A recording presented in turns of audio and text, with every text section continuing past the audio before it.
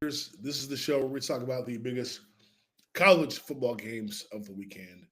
And there's a few that we will discuss today. Not a great weekend, but not a bad weekend for football either.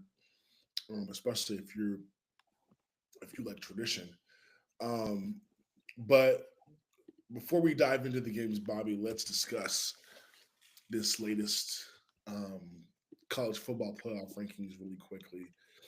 Um, we weren't really expecting major shifts in the rankings just due to the fact that there weren't that many, um, you know, crazy things that happened to the games last week. Like I think um, we knew there might be some shakeup as a result of the results of the Georgia Tennessee game, for example. But for the most part, everything sort of same.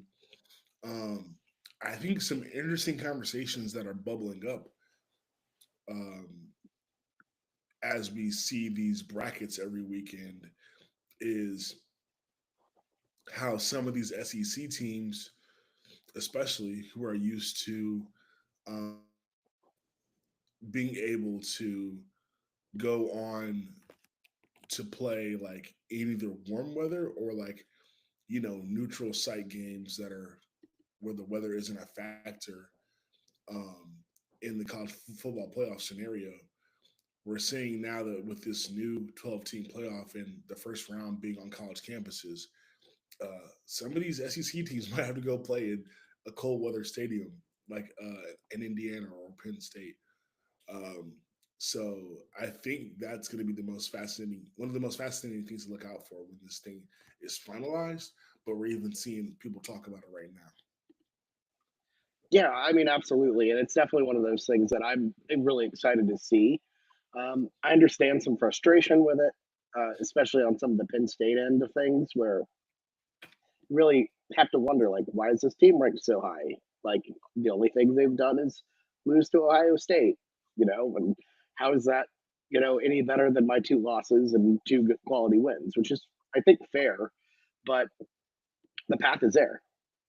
You just win. You just win more games. Like that's what you got to do. I'm I'm not about the complaining about you know disadvantages, all that. Just win your games, and if you have a chance in the playoff to go up to Bloomington, go beat the Hoosiers or whoever up there. That's just the way it is. And I think it's it's really exciting. It's going to be really fun having to see some southern teams have to go up to Penn State to play in the snow, or a weird situation like Indiana. But I think that's definitely that's part of the charm of the new playoff that I think people should embrace and learn to love more than anything. Yeah, I mean, I totally agree. Like and that's the beauty of it too, because it's like, okay, yeah, some of these teams are gonna go have to be in some uncomfortable situations, and let's say, okay, there's a discrepancy in talent between Georgia and in Indiana, for example. Well, if Indiana's stadium and playing in 40-degree weather helps level the playing field, then I'm all for it. Like we want competitive playoff games. You know, we want to see competitive playoff games. I remember a few years ago when the Ian Book Notre Dame team got blown out by, I believe, Clemson. That was their first game. Like, imagine if that game was like at Notre Dame. Like, you know what I'm saying? Like, imagine, or imagine if before you even got to that game, Clemson had to go play like, Washington or something, like before they got to that point. Like, Yeah, it's just like that's the fun of it. Like you said, Bobby, like anything can happen, and that's what you want. You, no matter what sport, you want a playoff to be a situation where anything can happen. That's why everyone does March Madness. You know, like that's what we're gonna get. I'm so and yeah, I'm pumped, man. I'm excited. Well, not only that, but it like resets the stakes a little bit. Where if you lose a game during the season, it's almost like teams are like, "Oh, it's cool. We have 2 losses. We're in the SEC. We'll be fine. We're just got to make it to the playoff." But now that we're getting these projections and it's starting to feel more real, they're like, "Whoa, whoa, whoa, wait a minute! Like we got to go where?" So next time out, when we get the 12-team playoff next year, those losses are going to hit a little harder because yeah, you still have a path to the playoff, but you're not really exactly made in the shade anymore if you're facing a trip to Indiana or, um, you know, uh, you're not going to think about throwing the SEC championship if it means you have to go on the road, stuff like that. So I think there definitely is a heightened or will be a heightened attention to detail, and it changes the stakes a bit. You know, you're not now talking about missing a playoff entirely. You're now talking about having to play in a tough situation. I think that's a much better situation than a team that's worthy getting completely left out altogether. So Is there any other? Um, and again, before we get to the game, I mean, this rankings like nothing was really too different or surprising from the week prior. But did anything else stand out to you? oh, absolutely. Actually, to me, Ashton Genty and Boise State getting that 4 seed and or well, being ranked ahead of all the Big 12 teams and getting an automatic bye was really stood out to me. Right, Um, right. yeah, and to me, I think that's honestly kind of ridiculous.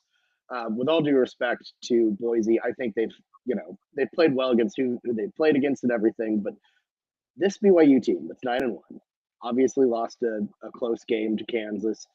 Sneakily frisky. You look at that record; they look disgusting. But this is a team that's pretty solid, and I think they're going to give Colorado a bit of a run this week because they've just been knocking out these Big 12 teams. Um, but you look at that 9-1 from BYU. You beat a tough SMU team, who's ahead of you, by the way, which just makes no sense. You beat SMU on the road. And then you've had to play a full Big 12 schedule compared to Boise, who's, with all due respect to the Mountain West, you know, your claim to fame is playing Oregon tough. And then your best opponent outside of that is UNLV, who I think is, you know, I think that's a solid team. Don't get me wrong, but that's not a Big 12 team. That UNLV would not do well in the Big 12.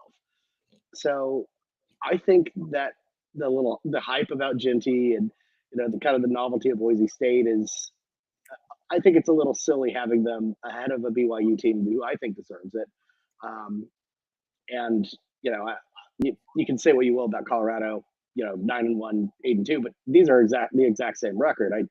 I think it's just a little ridiculous to. I think the Big 12 resume is better than what Boise has right now. All right. Well, I mean, we're going to talk about more about the Big 12 in a second um, in these games. So um, let's just get into it now. But before we get to the Big 12, I teed it up a little bit. But before we get there, we got to talk about what I think is it's definitely the biggest game of the weekend for sure. Indiana at Ohio State. That's a Saturday noon kick. So we're gonna get that out of the way pretty early in the day. Um, so Ohio State favored by 13 and a half. This game is in Columbus. Total is 51 and a half. Um, the narrative on Indiana is, well, it changed. At first, it was wow, Indiana playing so well, undefeated, good for them. Good for Kirk Cignetti for coming in there and turning things around after a year. I think going into this game, fair or unfair, the narrative has shifted to, well, Indiana hasn't played anybody. They would get destroyed by insert SEC team. Because really what it is SEC biased people are upset of where Indiana is ranked. And so now the conversation is, well, Indiana hasn't played anybody. And now this becomes a game of like, all right, well, how good is Indiana actually?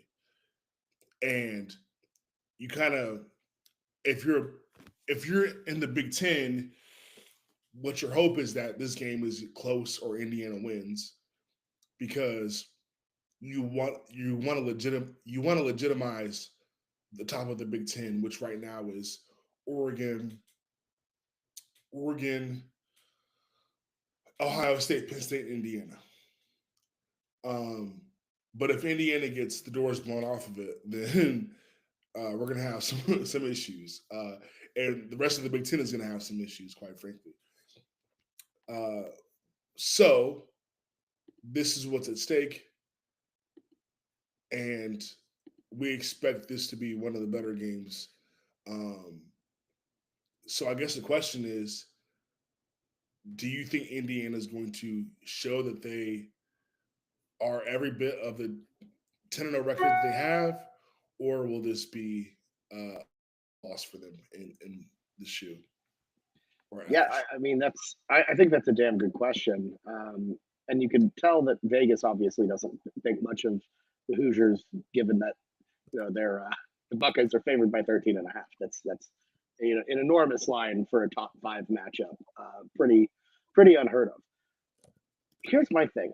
I'm of the thought process that I think what Indiana has done, I get the non-con hasn't wasn't great, whatever. Um, but what they've done has been really impressive. I think they're legitimate.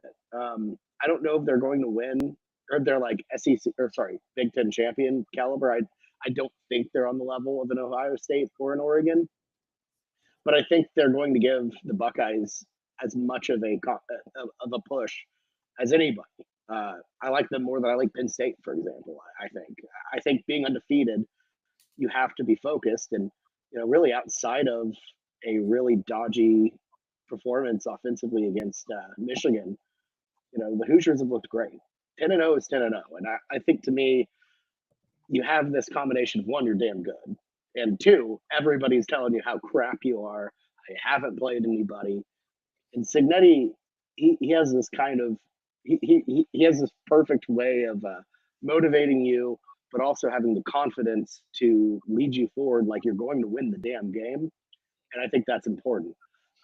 I think Indiana goes toe to toe with Ohio State and proves that they belong in the college football playoff. And a one-loss Indiana team, I mean, to me, if you keep this close, if they don't get the doors blown off them in Columbus, they have a better resume than Penn State. So let's go ahead with that. If we're putting three Big Ten teams, well, I think the conference is down. Um, if you have to put three, if you have to decide, you go with a one-loss Indiana over a one-loss Penn State. That's just what it is. But I ultimately think, um, bar if that situation happened, you're probably getting all four in. Um, is it fair? I don't know. Schedule variance is a problem, but the way you fix that, if you're the SEC, you beat the doors off them in Bloomington. You beat Penn State at a wideout. You make it matter in the playoff when you actually get in. So I don't know. That's my 2 cents on it. Well, here's the thing, Bobby. That situation, that scenario might resolve itself. 3 team versus 14 Big Ten. That situation may or may not resolve itself when we get to the Big Ten championship. But even saying that, the conversation is interesting because I believe it was on the last week's show, the ranking show on ESPN. I think they posed a question of if you make your conference championship and you get 2 losses, or I guess in the SEC case, it could be 3 losses. Does that still weigh more heavily than what your record would be if you lost? So it's an interesting question because in the scenario of one loss Penn State versus one loss um, Indiana, it might be better if neither of them go to the conference championship and you are sort of forced to put them in because you would allow Ohio State to get in if they lost to Oregon in the Big Ten championship, even with two losses. So now it's like, okay, you got to do undefeated Oregon. You got to put in the one loss. You got to put in the one loss teams, and you got to put in Ohio State, or you got to leave Ohio State out. And they're not going to do that. They're not They're going to not do leaving out, and they shouldn't leave out a 2-loss Ohio State for the crime of playing Oregon twice. Yeah. You know what I mean? Like, you don't reward two teams for not having played Oregon at all. Like, that would be a total joke. And I don't know. That's Yeah. irritating. So that scenario is definitely possible. But anyway, what impresses me about Indiana this year, and this is why I sort of agree with you, Bobby, that I think this will be a legitimately competitive game, is because Indiana has not only, and Indiana hasn't played a great schedule. I can agree with that, but Indiana has blown the doors off of these teams. Like these these aren't they aren't finding scrappy wins against bad teams. They're beating the brakes off of Maryland, Northwestern, Nebraska, Washington, Michigan State. Now, Michigan was a closer game, but if you're telling me they blew out every every team they played this year, including the teams in every team in conference play, and then you got to Michigan and they played you a little bit tough. Well, most of that team's got championship DNA and they're playing for something. So like I don't really blame you for that, but I think Indiana absolutely, looks like a team that can go into Ohio State. And if you're Indiana, like I don't see a reason why you would even fear that situation. Right. Coming off a bye week, you got extra time to prepare. You survived a tough game against Michigan. You blown everybody else out. Like it's not like Ohio State. If this Ohio State team was like Michigan last year, then yeah, that's a very scary environment to go into. But Ohio State hasn't really. Ohio State is Ohio State. We know that, but they haven't won anything. They're not like the defending champions. They're not the defending Big Ten champions. Ohio State has stuff to prove too. Ryan Day has stuff to prove too. So this is not a situation where Indiana should feel intimidated at all. Um, and I think Indiana has every ability to go into this game and compete. Now, if they cover, I think is an interesting question. You have them covering, um, and Ohio State winning. I just I just think Ohio State's going to win. I didn't want to, and this is not like a lock of the week or anything, so it doesn't really matter. But I just felt like their prediction should be Ohio State wins. I don't know if Indiana can cover, but can they keep it competitive throughout the game? Absolutely, I think so. Yeah, I just don't see with everything at stake. I don't see Ohio State slipping up here. Like that feels like, to be upfront, it feels like a kind of put a fork into Ryan Day because it eliminates you from the Big Ten championship, essentially all but eliminates you. Oregon's already in, so it's these three teams of Indiana, Ohio State, and Penn State trying to get in. So two Mhm. losses, actually no, two losses would cook you because Indiana would, the worst they could do is one loss. Yeah, no. So it's a must-have situation. You can't go 4 straight years without winning a Big Ten title if you're the Buckeyes. That would be just absurd, and that would probably just about end any chance of making the college football playoff as well, Yeah. especially at a 12 teamer. That's mind-blowingly bad. Like that would, I think you would have to tarmac Ryan Day, or I don't know, because beating Michigan is no accomplishment at this point. Like Yeah. that would not save him. So I think things could get really bad for that. The stakes are high. You out talent them at every position. So I think they can win. I think Signetti's the better coach. I will say that. I really do. He's been doing this for years with a box of scraps while Day is doing this with an enormous bankroll and Urban Meyer's structure. Like Sig's the better coach. I think he does enough to get this to keep it close. I just think ultimately Ohio State has the horses to really win this one.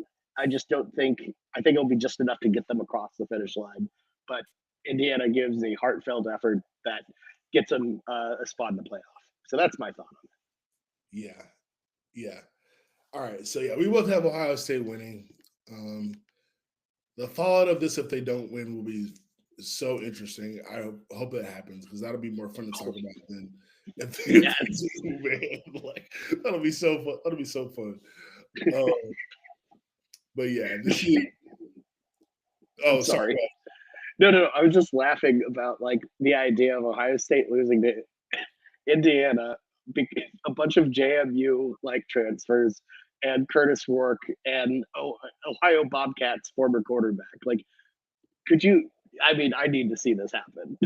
Yeah, you can't really write a better script. Um, and yeah, I was just looking at the spread. It's moved up a little bit. It was 11 and a half. It's moved to 13 in favor of Ohio State. Some fun facts to throw out there. The majority of bets are for Indiana to cover that 13-point spread. Um, Indiana's record against the spread 7-3, very impressive. Ohio State 4-6 against the spread. Um, so yeah, this is gonna be fun. I think a good bet might be under the under 51 and a half. Both of these defenses play really well. Um, both teams can score. Indiana's second in the country in scoring. Um, but if the defenses show up, it'll be a long night or a long day. Excuse me, it's an early kick, but um, yeah, it should be fun to see. All right, moving on. I kind of teed it off in the beginning of the show, but we got Big 12 action here in the consequential Big 12 game. Number 14 BYU at Arizona State. It was ranked number 21, but favored by 3. Total is 48 and a half. And I forgot to put my prediction in there. Kicks at 3:30 Saturday. What's yeah, BYU Arizona State. Um, Consequential matchup. Why is Arizona State favored? Arizona State's favored because BYU has been wobbly the past couple weeks. They finally slipped up last week, and Arizona State has been one of the best surprises in college football. Um, and I know like there was some weird confusion with Desmond Howard on the college game day thing last week when they're picking K State, Arizona State.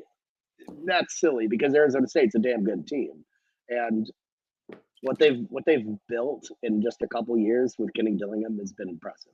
Uh, they've been rolling. They've had two kind of weird losses on the road, but outside of that, they've looked really, really damn good. You got the game in Tempe, the sellout, which is very rare for Tempe, um, and just I feel like Arizona State when they have their weapons rolling, when you have Cam Scattybo out here grinding it on you, I feel like that's a team that's just really really hard to stop. Um, so I think the way both of these teams are trending, this makes a lot of sense. If you discard the records and all of that, it's clear that Arizona State is a team trending in the right direction, and BYU kind of is not. Totally. Okay, that makes sense. It's funny because it kind of just seems like now that the Big 12 conversation has sort of been the Big 12 conversation this year has been so strange. Like I feel like it was a conference at the beginning of the season that without a Texas and Oklahoma in it was very hard to predict. I think people latched on to K State as the team to beat in the conference, and then K State started off well, started to slip up. BYU has been pretty good all year. ASU has hung in there. Colorado obviously now is getting more of the like love and people assuming that they're going to run away with it. Um, but and of course Iowa State. I didn't even mention Iowa State was still got a little bit of something to say, um, but yeah, I mean it's kind of a weird to predict like or to pick like who really is the team that's going to take run away with this conference or be the team to beat, so to speak. And this is um, going to be a big deciding factor here in this game. Um, the public is going with Arizona State to win. Uh, Majority 86% of the bets are on ASU's money line, but 50% are going with BYU BYU +3. I'm not even gonna lie. I don't even know enough about this game and these teams to really like have a definitive like this is what I truly believe in. So I'm just gonna go BYU +3 as my pick because I'm like, all right, if this against BYU is the better team, they can cover or win the game.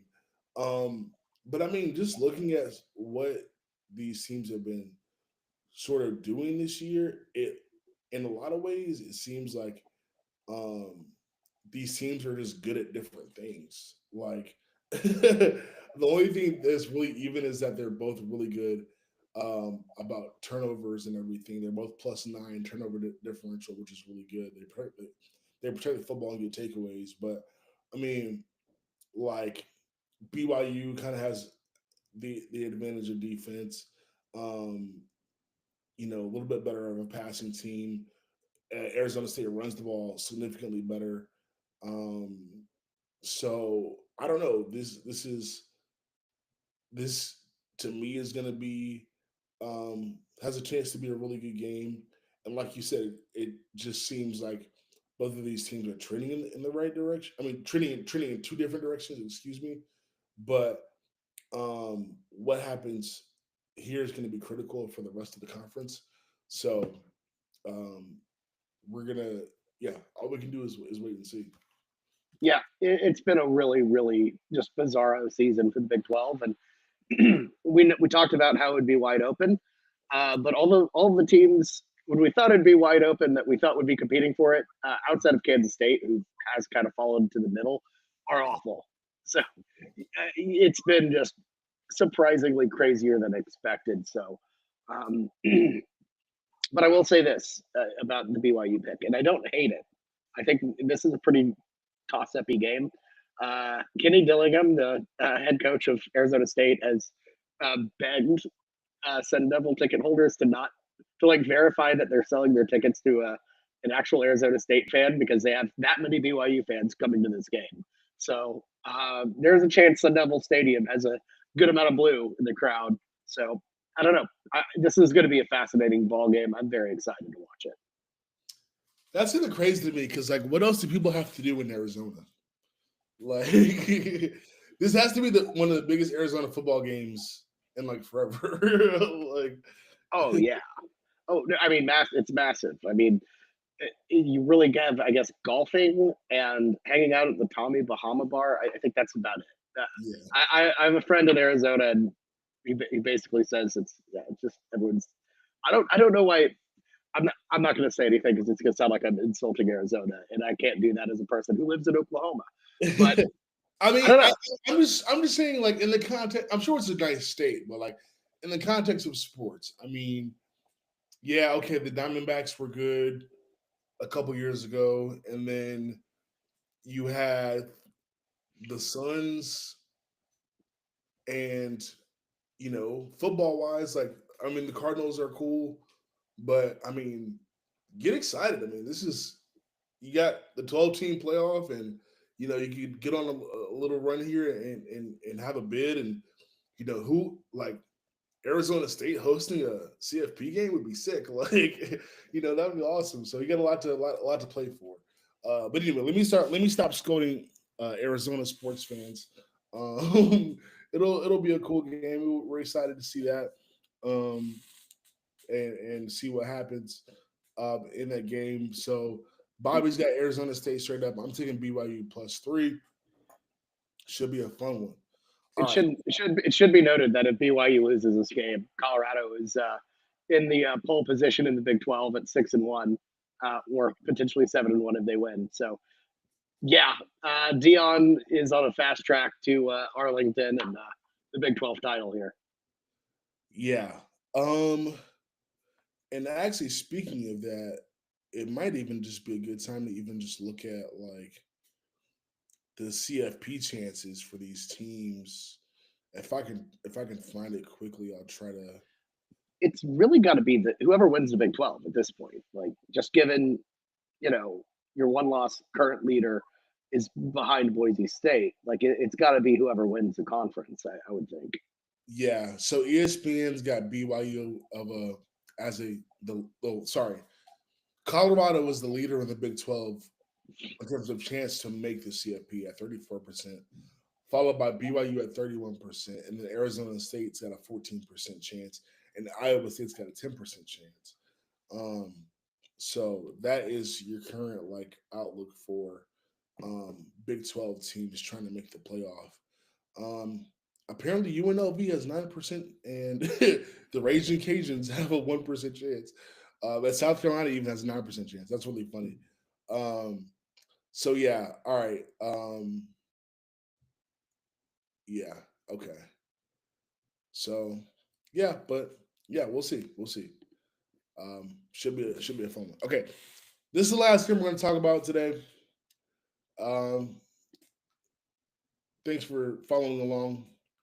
I'm actually excited to talk about this one, Bobby. It's Army, 19th ranked Army will face Notre Dame, number the number 6 team in the country. Um, Notre Dame is Notre. Oh, sorry. This game will be played at Yankee Stadium, and Notre Dame is favored by 14 and a half. That line has come down from 17, so a little bit movement there. Very interesting that the line has moved. But yeah, Notre Dame um, technically hosting Army, but not really. It's a neutral site. Army 9-0, getting the job done, trying to avoid uh, what happened to Navy a little while ago when Notre Dame destroyed the midshipmen. um, and so Army trying to have a little bit of a better result against the Irish. Total is 44 and a half. Does Army have a shot at this, Bobby? Um, ah, this is tricky because if you really look at Army, they really don't have a great resume. I don't really know what their best win is. They haven't played many teams. They played a lot of teams who have ended up firing their head coach. So yeah, things don't. To me, I don't know. I could definitely see this going the way of Navy, but to me, I think Army they go on these drives. I'm talking like 12-minute drives where they just slowly go down the field. And to me, I don't know if that gives you a chance to win the game, but I think it gives you a chance to cover. Um, as kind of noted in that Notre Dame Navy game, Notre Dame is used to playing against these service academies because they play them all the time. They play them every year. I think they're at a unique advantage. I don't see a way where Army wins. I kind of see a way where they cover, but I don't know. I haven't seen Army play a team with a pulse yet. The most interesting thing about Army is that their quarterback is basically Taysom Hill.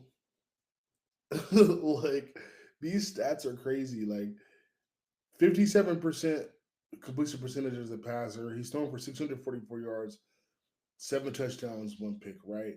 All right. For through 9 games, you're like, wow, that's really low numbers. Like, how the hell do they, score points? Well, he's also the team's leading rusher with uh, over 1,000 yards and 21 touchdowns. Um, so he's kind of like their show um, in terms of um, he's pretty much their show, in terms of the Army offense.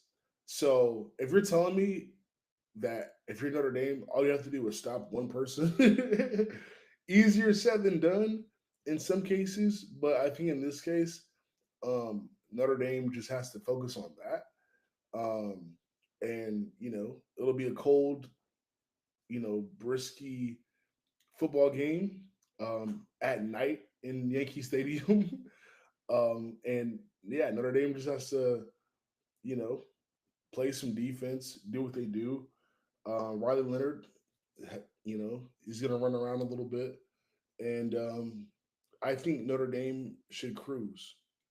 Um, and most importantly, like, should cruise not because they're the better team and all that, which I think they are, but should cruise because you need to you need to have a strong argument for the playoff, and it's all because you lost to NIU.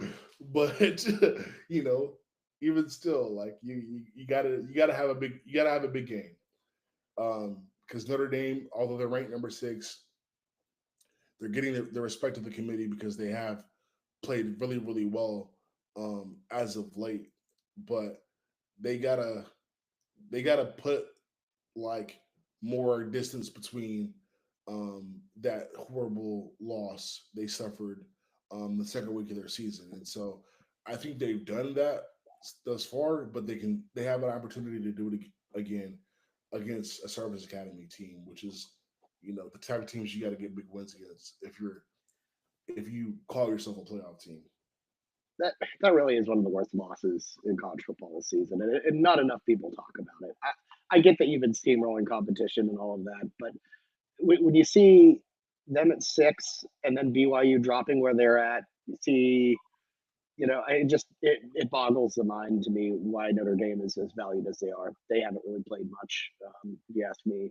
Um, so their best win outside of A&M was that just kind of a decent Louisville team. So I don't understand it. Yeah. Um yeah, I mean Notre Dame is like if anybody's getting the benefits from a 12-team playoff, it's Notre Dame. Like as simple as that. Like 14 playoff, we're not even really talking about them because there would be no path for them, honestly. Um, just because of how egregious that loss was. And then, like you said, there's not another win on the schedule where they could really make up for it outside of A&M. And then that A&M is like that A&M win is like barely hanging on because A&M could find themselves not really in a great position um soon here. So with all that being said, like Notre Dame again just has to get make these next 2 weeks some big wins, and then you know their argument becomes a little bit more legitimate. But also, I don't think there's going to be a situation where you're in sixth place. Like, could you be bumped up? Sure, but will they get knocked out of 12 teams if they win these next games? It's unlikely. So, all Yes. saying all that to say, like they're they should be like the most thankful for a 12-team playoff out of all these teams, really. Oh yeah, no doubt, no doubt. Yeah. Um, but in terms of predictions, Bobby, I got Notre Dame covering uh the 14 and a half spread. Like I said, the line did move down from 17, so it makes me feel even better about that. Um, I think Notre Dame is gonna. If you're telling me you got to shut down one guy, Notre Dame defensively, Marcus Freeman is going to be able to do that. Um, they are they can help keep get Army off the field, keep them from running out the clock too much. And yeah, Notre Dame's has been dominant over the last few weeks, and I think they're going to roll here. So I'm taking them in the points. I could definitely see him rolling. I I just have a feeling that this game's going to turn into a bit of a disgusting slog. Um, and I'm gonna go with Army to cover, Notre Dame to win. Though I don't know. I just see this game being ugly, being gross. The Irish are better. They know how to win this ball game. But I think I don't know. Have a little bit of faith in Army to kind of keep this thing close. Maybe misplaced faith, but still faith. For sure. For sure. Um, yeah, for sure. Um, yeah, it should be interesting. We'll see. Um, all right, well, that's our games, folks. Um, we just had three this week.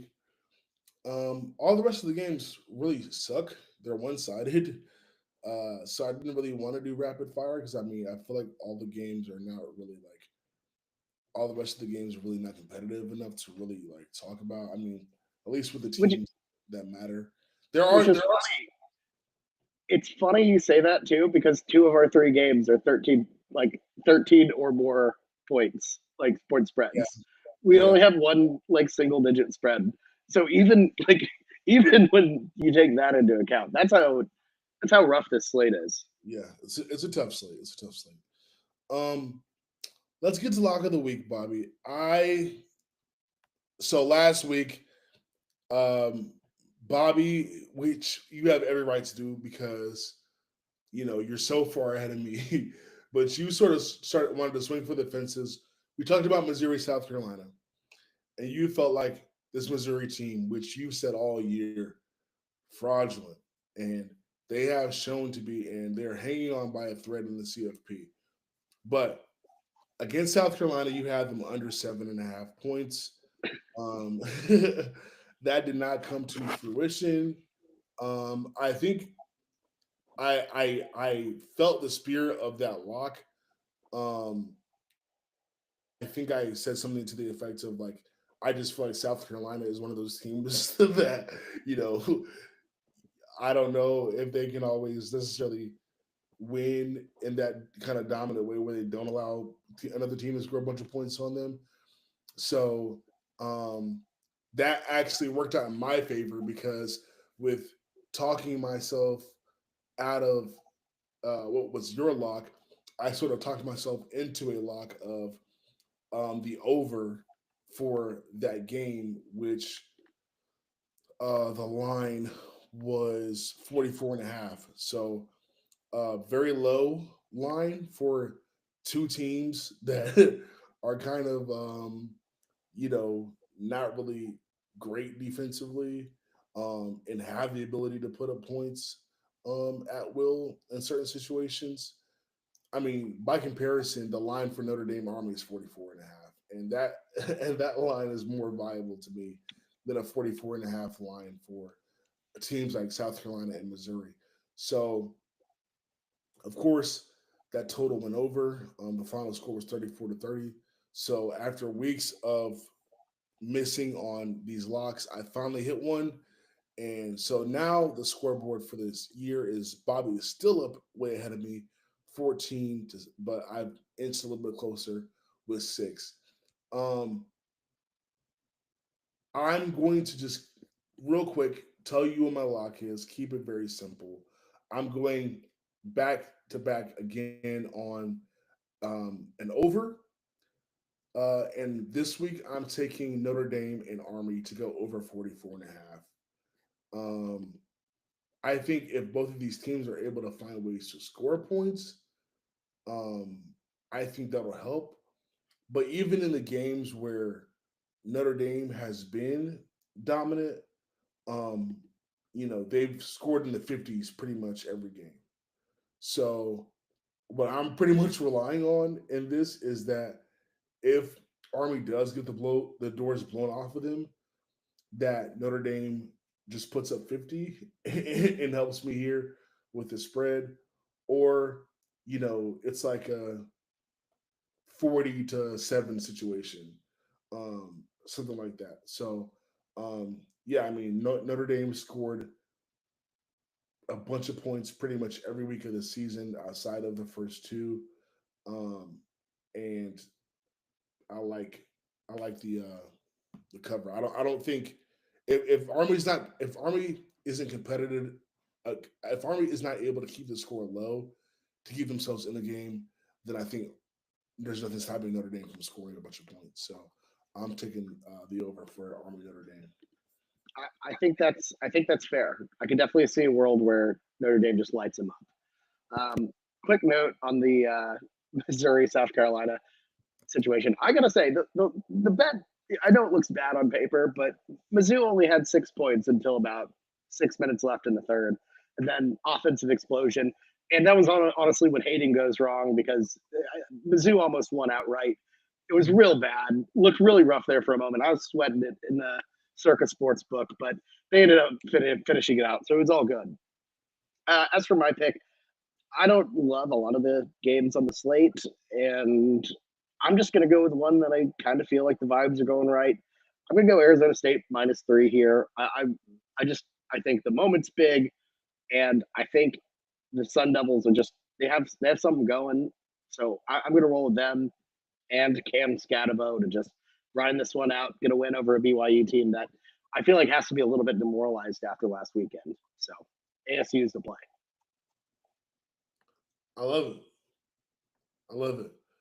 All right, so ASU -3 is Bobby's lock. Mine is Notre Dame Army to go over 44.5. Can't wait to see the results of that in these games coming up this weekend. So catch us next week right here on Multiplicity Media to break down this next week of football. Don't forget to like, subscribe. Thanks for joining us. We'll see you in a week. Peace.